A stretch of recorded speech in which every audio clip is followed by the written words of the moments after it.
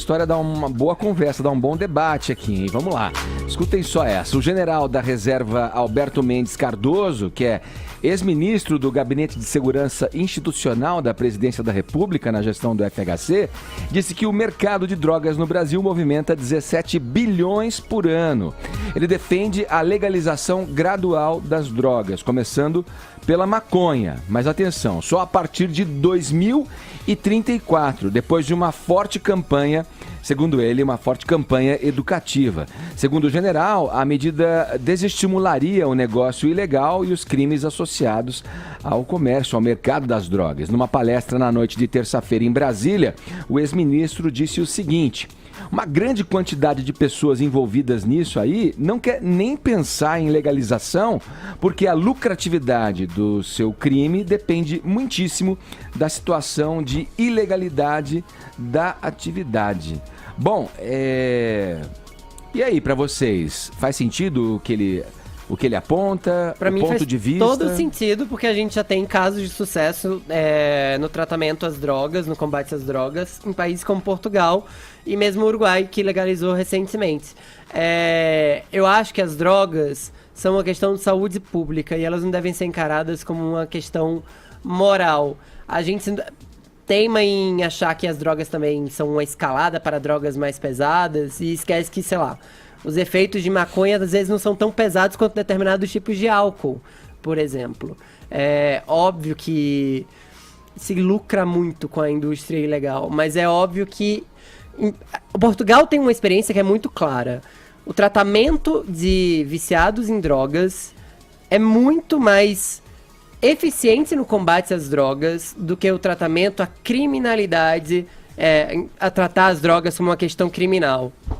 Eu concordo com esse general, quem diria que eu concordaria com o militar, mas eu acho que o Brasil devia pensar numa descriminalização ou legalização, ou enfim, a fazer um debate muito amplo disso antes de 2034. Eu acho que a gente está bem pronto para discutir isso pelos próximos anos. Será que tá? Nossa, mas 2033... Eu não consigo nem imaginar, gente, 2034. É muito tempo. Vai acontecer, tá? Mas isso faz A parte gente tá meio fazendo uma projeção Não, do que a gente Sabe o que vê parece agora, 2034? né? Parece aquela mãe que você quer uma coisa no mercado mas e aí né- ela diz, depois a gente pega. Mas nessa mesma entrevista, nesse mesmo evento do qual participou o general, essa é uma questão da campanha educativa que ele se refere, que nesse tempo seria Se educar as pessoas encampado a respeito um isso. projeto para elucidar as pessoas a respeito da questão das drogas, Mas tal, para precisa de ver se 16 anos então, pra e isso? ele faz uma crítica também, e aí acho que talvez uma autocrítica, porque ele participou do governo FHC, desse programa, por exemplo, não ter sido implantado, que se tivesse sido implantado lá atrás,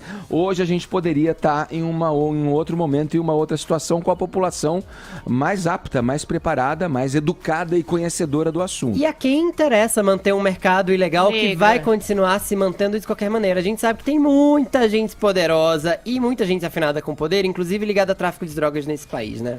E uma coisa que uma vez, eu não me lembro o nome da médica que teve aqui no Morning Show, atentou, e que uma coisa que eu nunca tinha pensado, que eu acho que é muito interessante também de se considerar.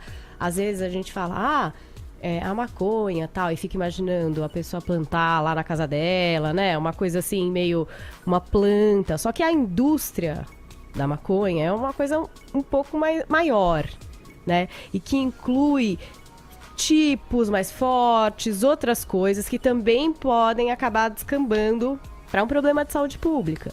Porque tudo bem, é que nem o álcool.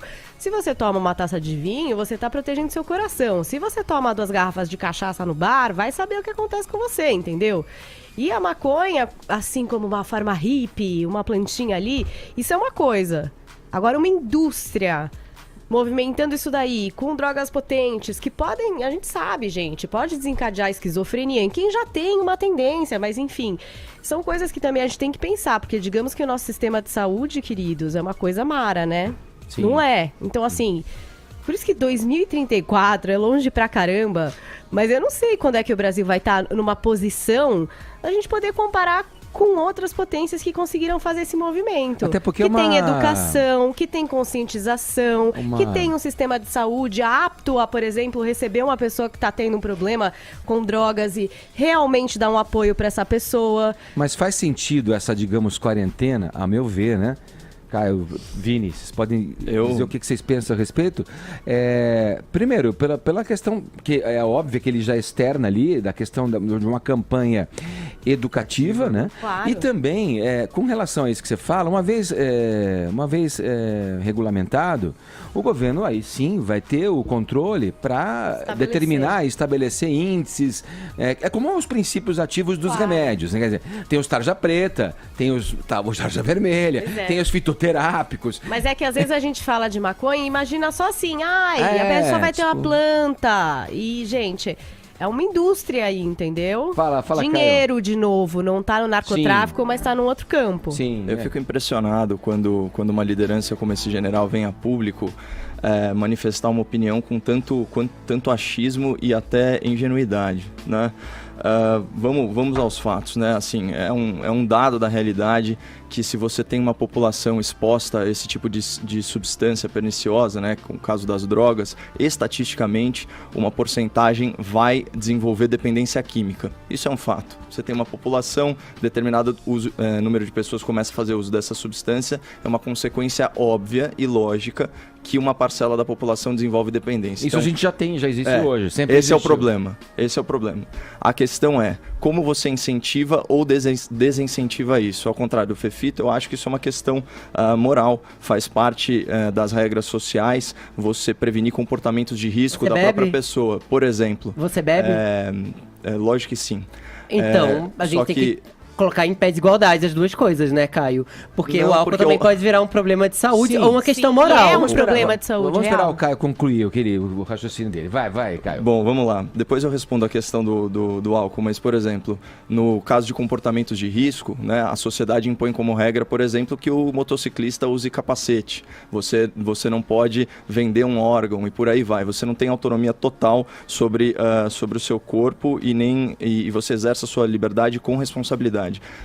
Num país em que a gente vive com um sistema público de saúde, né, essa população que se torna dependente química, inclusive, se torna, de certa forma, né, lógico que eu estou colocando isso entre aspas, um problema social. Né, mas esse daí não é nem o ponto. Geralmente, o pessoal traça um paralelo com o mercado do cigarro. Né?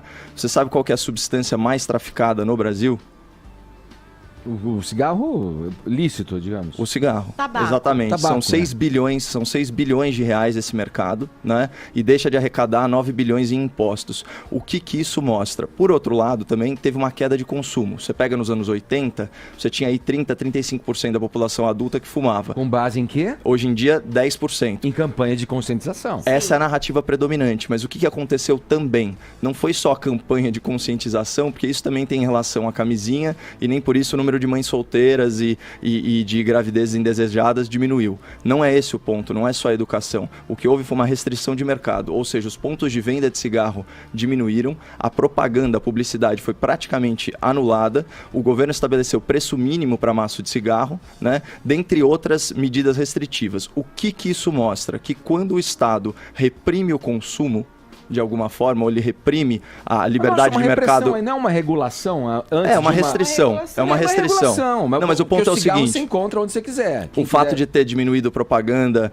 enfim, uma série de restrições, diminuiu o consumo. Esse é o ponto. A questão se você legalizar, o consumo aumenta. Essa é a tendência natural. Qualquer discussão sobre legalização de drogas, ela teria que partir do pressuposto também que a gente controla as nossas fronteiras. Se nós aqui temos como ponto pacífico que o cigarro é o bem mais contrabandeado do Brasil, ele é legalizado, o que isso significa na prática? Que o nosso governo não consegue cuidar nem dos produtos que são legalizados. E o que a gente ia fazer? Vamos parar para pensar no que é o traficante. O traficante, Edgar, é a escória da nossa sociedade, porque é o que o capitalismo produz de pior. É um cara que vende veneno para você, não liga se você vai ficar viciado, né? E o que você faria se você legalizasse a droga? Você ia pegar esse fulano e você só ia mudar a tipificação penal. Ele sai do tráfico e vai para o contrabando, porque é uma consequência natural. Você legaliza, o Estado tributa, o preço sobe, o cara começa a vender mais barato por fora. Então, Caio, sabe o que eu acho também? A mesma pessoa. Eu fico imaginando se esse general fosse, por exemplo, o ministro da Saúde, como que ele ia resolver o problema da saúde? Dando alta para o paciente? Mas sabe o que é, Caio? O cara que ele vira traficante, eu acho que é uma questão ainda anterior. Por que as pessoas no morro se tornam traficantes?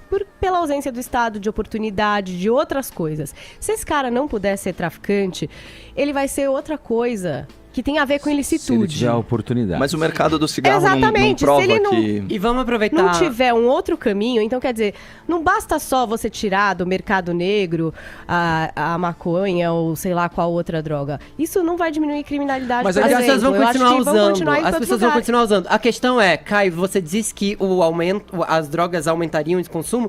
A experiência de Portugal diz exatamente o contrário. Diminuiu em 15% em 12 anos, ou melhor, em 11 anos, entre 2001 e 2012, a quantidade de adultos na Califórnia que e usam no drogas. Colorado aumentou. Então a gente não pode tomar isso como verdade absoluta. É um exemplo positivo, né? A questão também, deixa eu só concluir O de rapidão, Portugal, Ed. eu me refiro. Sim, deixa eu só concluir rapidão.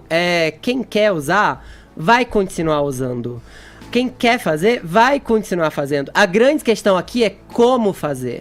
Se a gente tem campanha de conscientização dizendo o que isso resulta a longo prazo na vida das pessoas, e se a gente tem um governo que está aberto o suficiente para acolher pessoas que têm um problema com tóxicos, sejam lá lícitos ou ilícitos, porque sim, tem gente que é viciada em Rivotril, tem gente que é viciada em álcool, e os efeitos do álcool são muito mais devastadores do que outras drogas. Você acha que alguém não sabe que drogas fazem mal, Fefito?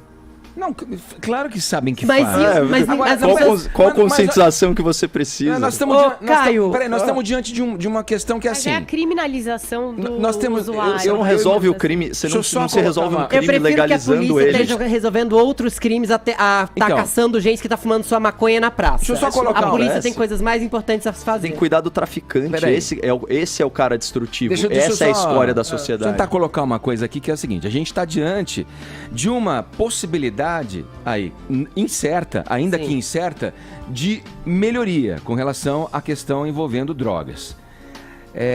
E a gente tem, por outro lado, uma realidade que a gente sabe que não funciona. Como tá... Que tá aí não dá certo. Como tá, não dá certo. Não funciona. Quanto aos números incertos e achismo que você se refere, o general, ele coloca e chega nesses 17 bilhões aí, não só envolvendo a questão do comércio direto e da grana gerada pela venda dos entorpecentes e tal. Ele fala de todo um mercado que essas quadrilhas dominam, para levantar dinheiro para poder comercializar e comprar as drogas. Que é assim, armas, roubos de instituições, banco, carro forte. Quer dizer, é um helicóptero descaixador cheio de cocaína. É um fortalecimento do crime que mostra que é muito abrangente a questão das drogas. E, mais uma vez, como tá, não funciona. Não é por aí. Agora, frente a uma situação hipotética que talvez traga uma melhoria, no mínimo a gente deveria olhar com atenção para isso. Eu acho que você não vai resolver o problema de segurança pública, né? Então, vai resolver uma questão de saúde para a população. Não, você não vai resolver o problema de segurança pública, você corre o risco de aumentar o problema de saúde pública. Eu agora preciso fechar. É um assunto que demoraria ainda. A experiência em Nossa, Portugal, se a gente tivesse alguma certeza, você vê a pessoa projetando para 2034. O nível de achismo é absurdo. Imagina, dizem que o lucro líquido do PCC vai entre 15 a 20 milhões por mês, e o cara fala aí que no Brasil vende-se 12 bilhões de maconha. Balela isso aí.